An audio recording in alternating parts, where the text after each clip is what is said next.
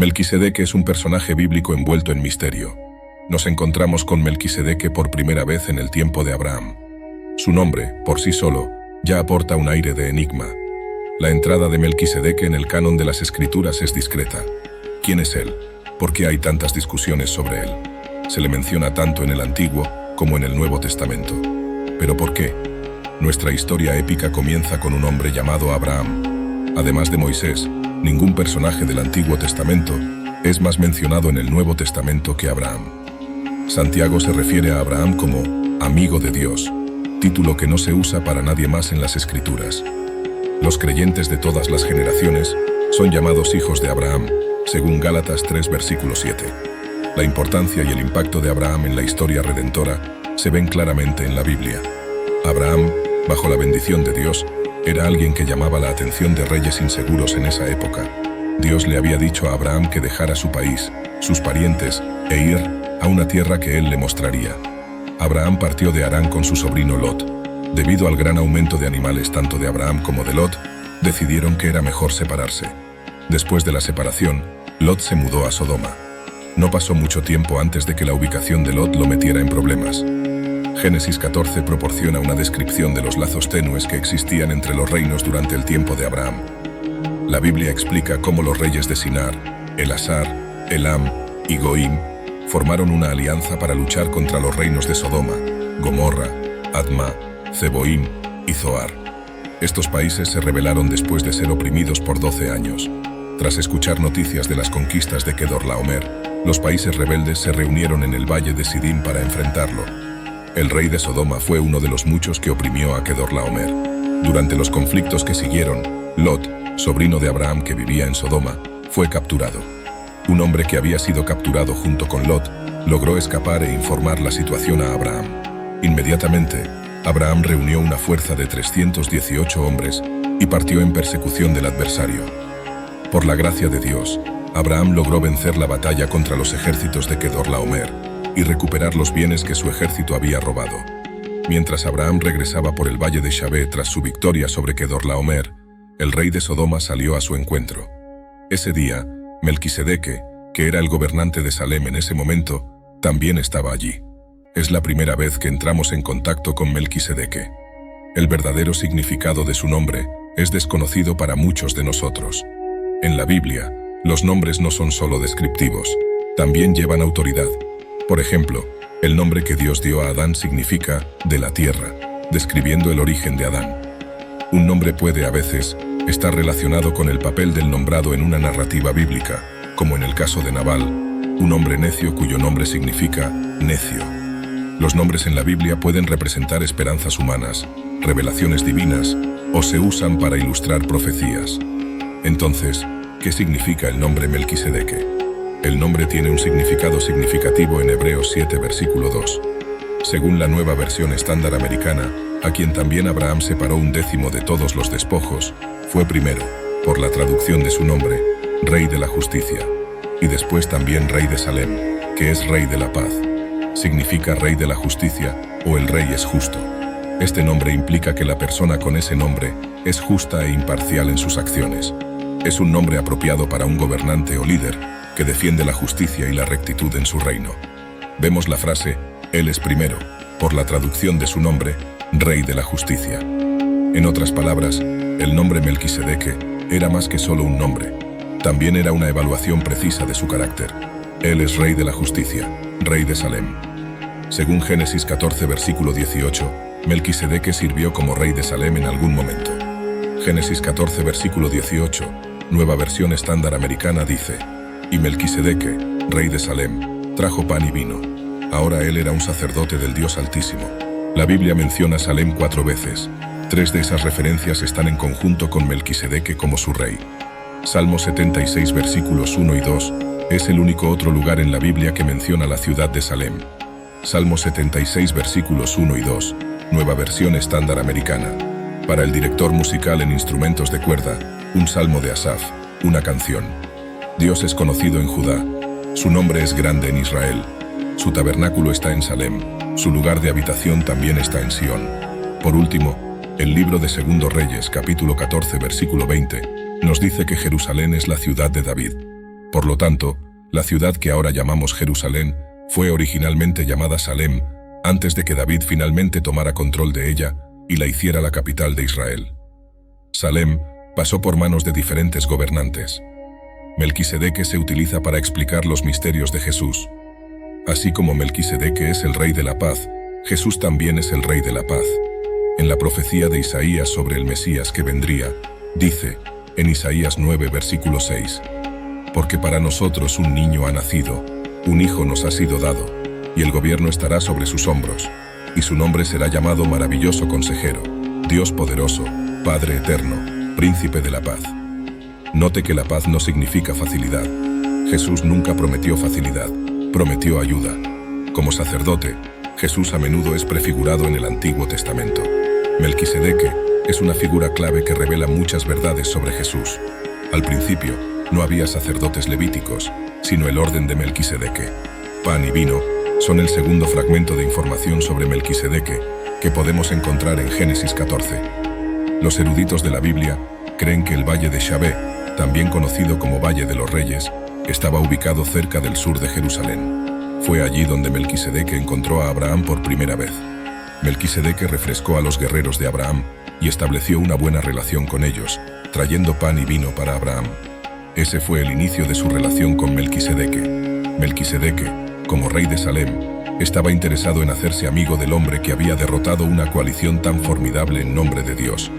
Como sacerdote del Dios Altísimo, Génesis 14, versículo 18, nos dice que era un sacerdote del Dios Altísimo. Según las Sagradas Escrituras, solo hay un Dios que es el Altísimo. Este título pertenecía al Dios al que Abraham adoraba. Solo él tenía dominio sobre todos los dioses, y era aquel ante quien todos los dioses debían inclinarse. Tenía dominio tanto en los cielos como en la tierra. Ese título no puede ser otorgado correctamente a ningún otro en el universo. Melquisedeque adoraba al Dios de Abraham. La Biblia no proporciona información sobre cómo Melquisedeque llegó a conocer al Dios que Abraham servía, el Señor, que es conocido en toda la Biblia como el Creador del cielo y la tierra. Se le refiere como Dios Altísimo o Señor Altísimo en varias ocasiones. Salmos 57, versículo 2 dice, «Clamaré al Dios Altísimo, al Dios que cumple su propósito por mí». Las palabras hebreas más comúnmente traducidas como Dios Altísimo son Elohim. Describimos objetos de exaltación como más altos que nosotros, más altos en rango, título, belleza, posición o inteligencia. Incluso la autoridad se discute en términos de altura, de la alta administración al trabajador común. El sacerdocio que Melquisedeque sostenía vino antes del sacerdocio de Aarón y los levitas. Melquisedeque bendijo a Abraham por el Dios Altísimo. Génesis 14, versículos 19 y 20 dice, «Y lo bendijo y dijo, bendito sea Abraham por el Dios Altísimo, poseedor de los cielos y la tierra, y bendito sea Dios Altísimo, que entregó tus enemigos en tus manos». Y Abraham le dio el diezmo de todo. Melquisedeque reconoció en Génesis 14, versículo 20, que el Dios Altísimo había dado a Abraham la capacidad de derrotar a los enemigos de Abraham. En otras palabras, la victoria de Abraham no se debía a la proeza militar del ejército de Abraham, sino al favor del Dios Altísimo, que luchó en nombre de Abraham. Melquisedeque reconoció que el Dios Altísimo era un Dios personal que cuidaba de su pueblo. Era un Dios poderoso y fuerte, que poseía tanto el cielo como la tierra. Sin embargo, al mismo tiempo, extendía su mano a aquellos que eran parte de su familia. La orden y el misterio de Melquisedeque se utilizan para explicar a Jesús. Salmo 110 es donde nos encontramos con Melquisedeque por segunda vez en la Biblia. A medida que David meditaba en su dignidad como sacerdote rey, se convertía en un telescopio hacia el Mesías y miraba hacia adelante hacia el sacerdote rey perfecto, la plena realidad de lo que David solo era la sombra proyectada con anticipación. Este salmo parece prever el matadero que ocurrirá durante la batalla de Armagedón. Salmo 110, versículos 4 a 6, Biblia amplificada dice, «El Señor ha jurado y no cambiará de opinión. Tú eres un sacerdote para siempre, según el orden de Melquisedeque. El Señor está a tu derecha. Aplastará a los reyes en el día de su ira. Juzgará a las naciones, llenándolas de cadáveres. Aplastará a los líderes sobre un área extensa». Según el libro del Apocalipsis, el término bíblico Armagedón alude al conflicto final decisivo que ocurrirá en el futuro entre Dios y las fuerzas del mal. A medida que David escribe su salmo y reflexiona sobre la victoria y el renacimiento que Dios prometió, Asegura a sus lectores que lo que el Señor prometió ciertamente sucederá. Basa esto en dos hechos esenciales. Primero, que era una promesa que Dios se había comprometido a hacer y que no retractaría su palabra. Segundo, que aquel que garantizaba el compromiso era un sacerdote para siempre, según el orden de Melquisedeque. Lo que es significativo para nosotros en este estudio es la segunda razón de David para estar seguro de estas promesas de Dios, que él era un sacerdote para siempre, según el orden de Melquisedeque.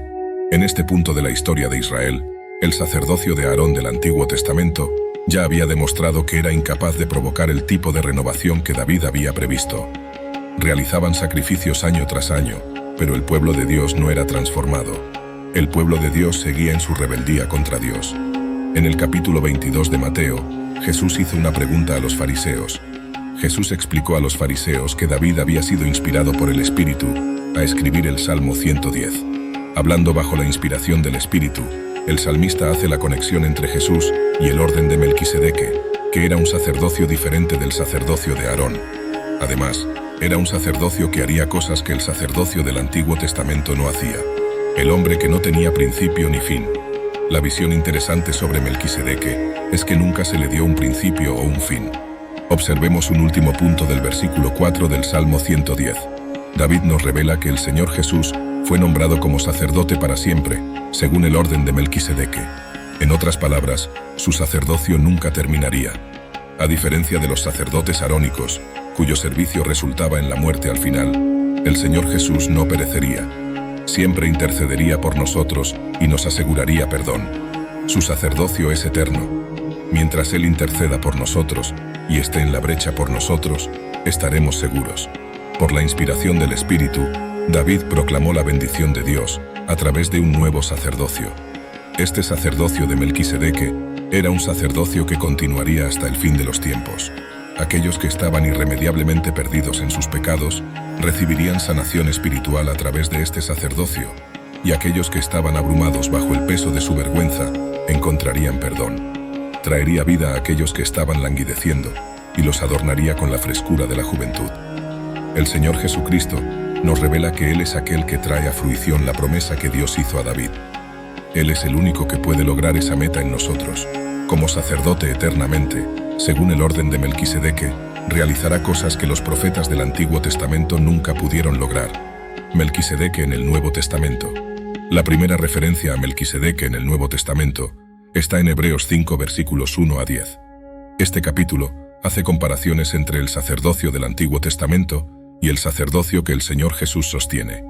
El autor comienza proporcionando algunas informaciones de fondo sobre el sacerdocio en el Antiguo Testamento, incluyendo sus responsabilidades y requisitos. Hebreos 5 versículos 1 a 3, Biblia amplificada, dice: Porque todo sumo sacerdote elegido de entre los hombres es nombrado para actuar en favor de los hombres en relación a Dios, para que Él pueda ofrecer tanto dones como sacrificios por los pecados. Él es capaz de tratar gentilmente con los ignorantes espiritualmente y desorientados, ya que Él también está sujeto a debilidad humana, y por causa de esa debilidad humana, Él está obligado a ofrecer sacrificios por los pecados, tanto por sí mismo como por el pueblo. A pesar del hecho de que los sacerdotes también eran culpables de pecar, eran responsables de expiar los pecados del pueblo, presentando dones y haciendo sacrificios. En el Antiguo Testamento, Dios delegó ciertas personas a la función de sacerdotes, y era responsabilidad de ellos ofrecer dones y sacrificios en nombre del pueblo cuando cometían pecado. Estos hombres eran débiles y a menudo caían en pecado. A pesar del hecho de que carecían de perfección, Dios todavía los eligió para ser sus representantes. No había fin para los sacrificios que estos sacerdotes hacían. Reconocían sus propias insuficiencias diariamente y continuaban el ciclo interminable de ofrecer sacrificios de animales para expiar las transgresiones del pueblo de Dios. Leemos que Él puede tener compasión. En un mundo ideal, el sumo sacerdote habría sido más que simplemente un carnicero que ofrecía animales como sacrificios. También tendría compasión por aquellos que eran ignorantes y que se desviaban y ministraba los sacrificios expiatorios con un corazón amoroso por el pueblo. Idealmente, la razón por la cual el sumo sacerdote exhibía tal compasión era porque él percibía que él también era susceptible a la debilidad. El sumo sacerdote era elegido de entre la comunidad del pueblo de Dios, pero el pueblo de Dios no votaba en él. Dios lo elegía. El principio rector aquí es que ninguna persona puede reclamar todo ese honor para sí misma. La posición de sumo sacerdote no era una para esforzarse o buscar por medios políticos. Era un privilegio que venía de nacer, y como tal, era otorgado por Dios. Era un honor que ninguna persona podría jamás reclamar para sí misma. Hebreos 5 versículos 4 a 6, Nueva Versión Estándar Americana dice: y nadie toma ese honor para sí mismo, sino que lo recibe cuando es llamado por Dios, así como Aarón también lo fue. Así también Cristo no se glorificó al convertirse en sumo sacerdote, pero fue Él quien le dijo: tú eres mi hijo, hoy yo te he engendrado. Así como Él también dice en otro pasaje: tú eres un sacerdote para siempre, según el orden de Melquisedeque. De la misma manera que Dios designó a los sacerdotes del Antiguo Testamento para ese deber, Dios también designó a Jesús para esa posición. Es fácil ver por qué el sacerdocio de Jesús fue difícil para los primeros cristianos judíos entender. Jesús no era de la descendencia de Aarón, así como Melquisedeque era un misterio para muchos. La resurrección de Jesús demostró que él no era un sacerdote como Aarón, que tenía que expiar primero su propio pecado. Jesús fue reivindicado como el Santo del Padre, como resultado de su resurrección. Jesús fue capaz de soportar la ira que los pecadores merecían, sin caer en pecado. Hebreos 5 versículos 7 a 9, Biblia amplificada dice: en los días de su vida terrenal, Jesús ofreció tanto pedidos específicos como súplicas urgentes a aquel que era capaz de salvarlo de la muerte, y fue escuchado debido a su sumisión reverente a Dios. Aunque era hijo, nunca desobediente al Padre, aprendió obediencia activa por lo que sufrió, y habiendo sido perfeccionado, se convirtió en la fuente de salvación eterna y herencia eterna para todos aquellos que le obedecen. Como sacerdote según el orden de Melquisedeque, Jesús fue capaz de identificarse con nuestro sufrimiento. Las angustias que Jesús experimentó en el jardín de Getsemaní son prueba de que luchó con el desafío de la obediencia, pero, a pesar de ello, su obediencia fue impecable. Porque Jesús sufrió en nuestro nombre y después resucitó de entre los muertos, está singularmente calificado para ser el autor de nuestra salvación. No hay dudas sobre el sumo sacerdocio de Jesucristo. El sacerdocio que Jesús ejerció no era el mismo que el de los israelitas. Existió antes del tiempo de Israel y de la ley. Melquisedeque, y no Aarón, es aquel al cual se puede trazar la linaje sacerdotal de Jesús. La próxima referencia a Melquisedeque está en Hebreos 6 versículo 20. Hebreos 6 versículo 20, Nueva Versión Estándar Americana dice: donde Jesús entró como precursor por nosotros, habiendo llegado a ser sumo sacerdote para siempre, según el orden de Melquisedeque. Un diezmo a Melquisedeque. Hebreos 7 nos proporciona la información más detallada sobre Melquisedeque que cualquier otra parte de la Biblia. El escritor enfoca nuestra atención en un incidente específico durante el encuentro de Abraham y Melquisedeque.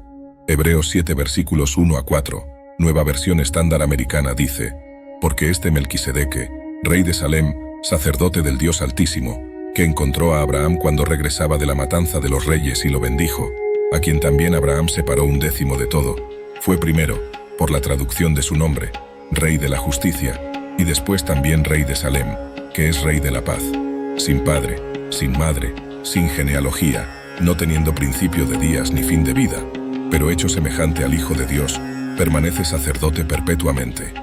Ahora, observen cuán grande era ese hombre al que Abraham, el patriarca, dio el diezmo de los mejores despojos. Abraham es considerado el padre de los israelitas. El pueblo de Dios lo tenía en alta estima debido a su papel. A pesar de ello, Abraham se sometió a la autoridad de Melquisedeque y le dio 1/10 del botín de la batalla. Por más grande que fuera Abraham, se inclinó ante Melquisedeque. Era mandato de la ley que todo israelita donara el 10% de todo lo que ganaba, así como de las cosechas y los animales que criaba, al tabernáculo o al templo como diezmo. Levítico 27 versículo 30, Nueva Versión Estándar Americana dice: y todo el diezmo de la tierra, ya sea de la semilla de la tierra o del fruto de los árboles, es del Señor, es santo al Señor. Más tarde, cuando el pueblo de Dios quiso tener un rey, Dios les comunicó, a través de Samuel, lo que sus reyes exigirían de ellos. 1 Samuel 8 versículos 15 a 17, Nueva Versión Estándar Americana dice: y él tomará el diezmo de vuestro grano y de vuestras viñas, y lo dará a sus oficiales y a sus siervos. También tomará vuestros siervos y vuestras siervas, y vuestros mejores jóvenes, y vuestros asnos, y los empleará en su trabajo. Él tomará el diezmo de vuestro rebaño, y vosotros mismos llegaréis a ser sus siervos. un décimo de los granos, viñedos y rebaños, iba al rey. Como resultado de este hecho, algunos intérpretes concluyeron que Abraham reconoció a Melquisedeque como el legítimo gobernante de Salem. Considere las palabras de la ley de Moisés, según se registran en Números 18, versículo 21, Nueva Versión Estándar Americana. Y he aquí, he dado a los hijos de Leví todos los diezmos en Israel, por herencia, por el servicio que prestan, el servicio de la tienda de reunión. De Levítico 18 entendemos que el sacerdote recibía un décimo de las posesiones de Israel. Los sacerdotes eran capaces de realizar el trabajo que Dios les había confiado, gracias al diezmo. Posiblemente, Abraham dio este diezmo a Melquisedeque como sacerdote. Haciendo esto, fue capaz de expresar su gratitud al Señor por la victoria que le había concedido. A través de la oferta de su regalo, Melquisedeque pudo haber recibido este recurso tanto como rey como sacerdote. Lo que es vital para nosotros notar aquí es que Abraham reconoció a Melquisedeque como el rey justo y sacerdote de Salem. Génesis capítulo 14 nos proporciona una imagen intrigante: su genealogía. Aprendemos en el versículo 3 que Melquisedeque no tenía padre, madre o genealogía, no teniendo principio de días ni fin de vida. Algunos suponen que, debido a esto, Melquisedeque no tuvo principio ni fin, es decir, él era el propio Señor Jesucristo revelado en los días de Abraham como sacerdote del orden de Melquisedeque. Formaba parte de un sacerdocio que no podía ser rastreado hasta ninguna origen humana. Era un sacerdocio que Dios había instituido desde el principio de los tiempos y que continuaría para siempre.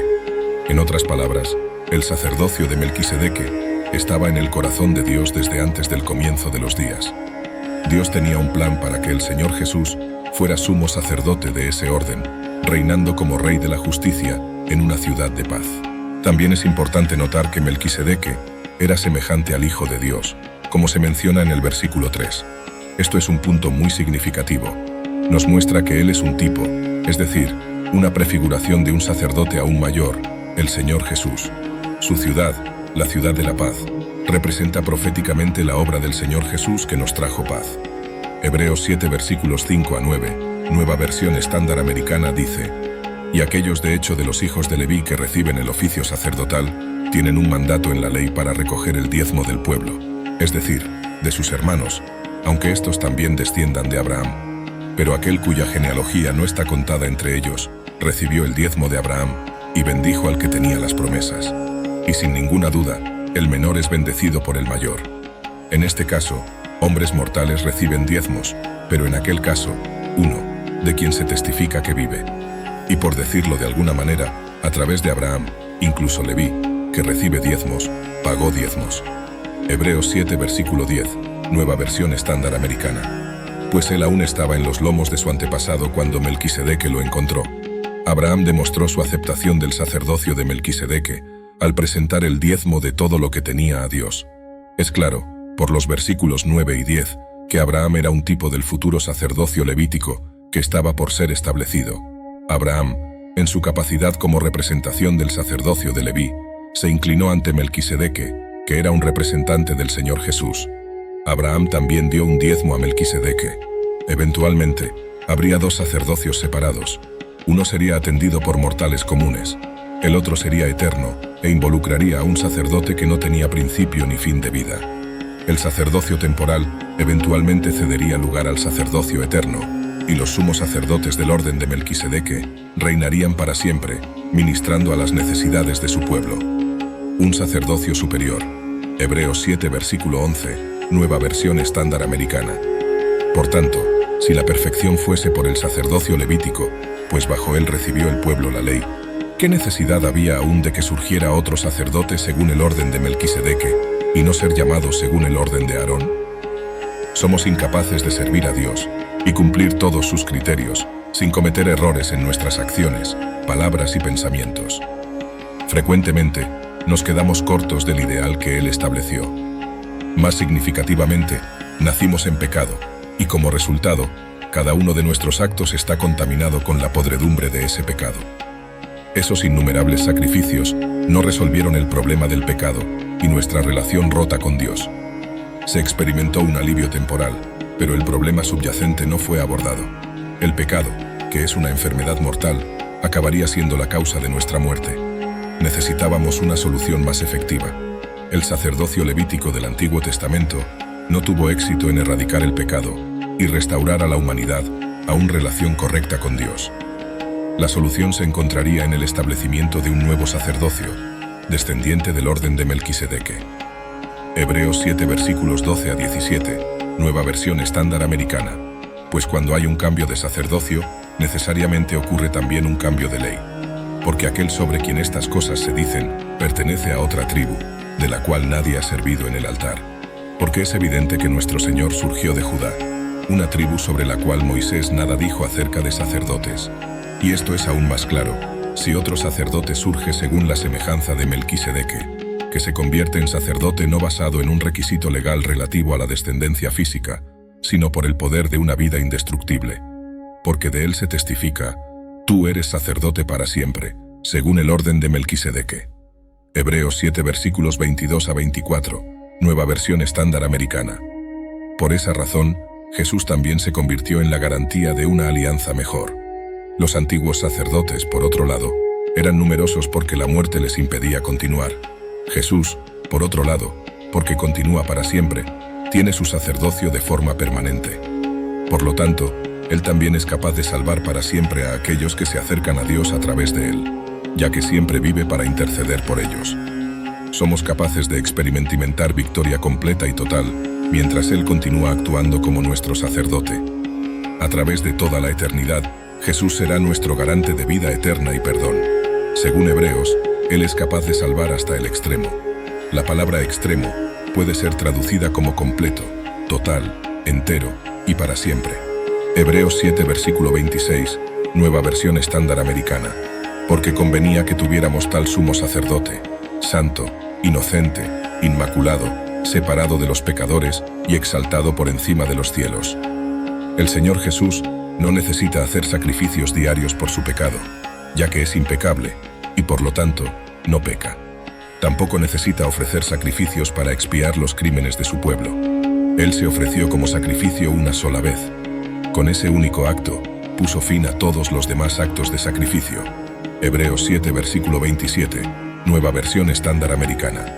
Él no tiene necesidad, como aquellos sumos sacerdotes, de ofrecer sacrificios diariamente, primero por sus propios pecados y luego por los del pueblo, porque esto lo hizo de una vez por todas, cuando se ofreció a sí mismo. A lo largo de toda la eternidad, Jesús será nuestro garante de vida eterna y perdón. El escritor de Hebreos nos dice que Él es capaz de salvar hasta el extremo. Para resumir, Melquisedeque en el Antiguo Testamento prefigura a Jesús como el sumo sacerdote eterno, cuyo sacerdocio no se basa en la descendencia o en la ley, sino en la eternidad y en la perfección de su vida y sacrificio. Él es el Rey de la justicia y de la paz, intercediendo por nosotros y garantizando nuestra salvación eterna. Este sacerdocio superior de Cristo trae la promesa de una nueva alianza, en la cual la intercesión y el sacrificio de Jesús garantizan nuestra redención y relación eterna con Dios.